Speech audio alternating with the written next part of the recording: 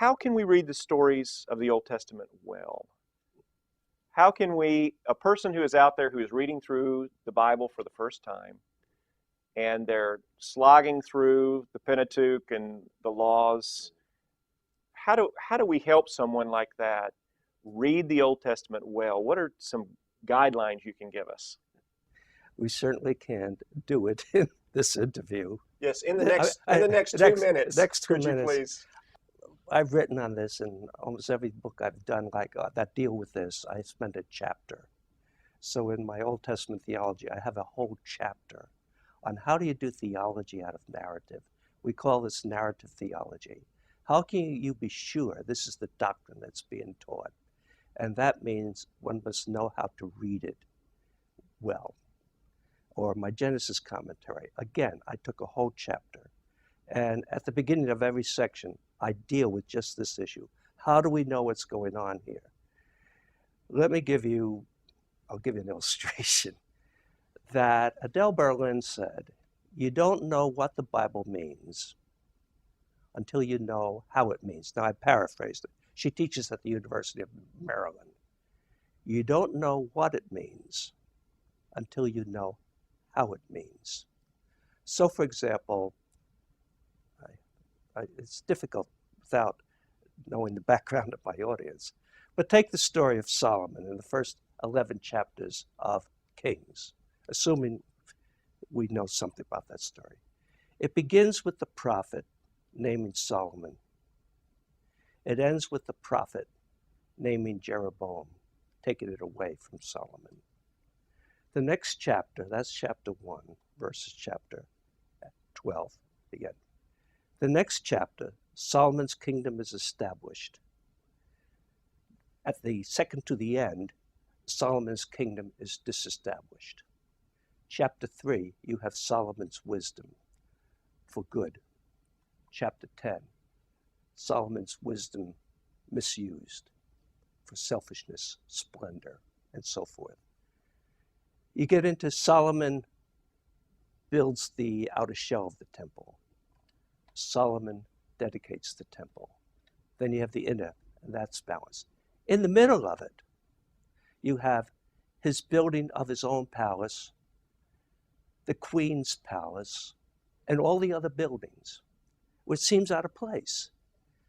Now, what happened there is we call that chiastic parallelism. You had A prime, B prime, as in a pyramid with a focal point. Now, with that kind of literature, when you get that kind of structure, the point of it, the message of it is principally that X. Right in the middle. Right in the middle. And right in the middle of the narrative, you have the story of his building his own palace and his queen's palace. In other words, he put his palace ahead of completing the temple. I pointed that out in the church, and an elder, this was during the late 1990s when the market was going gangbusters. An elder of the church said, other elders have resigned from my church. They want to take this moment to make money. And I was thinking of resigning too, until I saw that pivot. And I realized I was not going to put my portfolio before the church, before God. Well, unless you know that, you don't understand that story. You don't know what it means until you know how it means. And that's why we have seminaries to help people to understand. So you can't answer these questions that quickly, really, but it gives you a taste of it at any rate. So it's a very good question. So people can begin to learn. This is not rocket science either. No. It takes a degree of skill, but people can begin to learn to look for these kind of patterns in the Old Testament. That's correct. And can use the very good tools that we have out there, like your commentary on Genesis and other books, which will give people guidance in how to read the text well. My training in university, I put on the lens of source criticism. I could tell you what's J, what's E, what's B, what's D. I have that lens. That's the lens I was given to analyze. I took those lenses off, and I put on another set of lenses that enabled me to see the text for what it is. And then I could see what it meant really clearly. I was trying to encourage students. I said, I didn't know how to read the Bible till I was 65. And I thought it was going to encourage them. We're all learning, you know. They said, Oh, great. Well, so the main point is that we can't read the Bible well unless we learn how it works. Yeah, and there There are many, it needs balance here. It's like I think it was Augustine who said, "The Bible is shallow enough for a child to wade in it, deep enough for an elephant to drown in it." And so, knowledge is always imperfect. And part of the problem I'm having here is I might discourage people who can understand the Bible. Right. There's enough there to keep us busy and to live by it. One time I had a student say to me, he said, did anybody understand the prophets? It's the most difficult literature to read. And I said, well, enough to kill them. well, Got the basic point. right, right. So I don't want to discourage people, but we do want to encourage people to get into the depth and not to abuse the Bible either. Well, and what I say to my students is there are various levels of reading.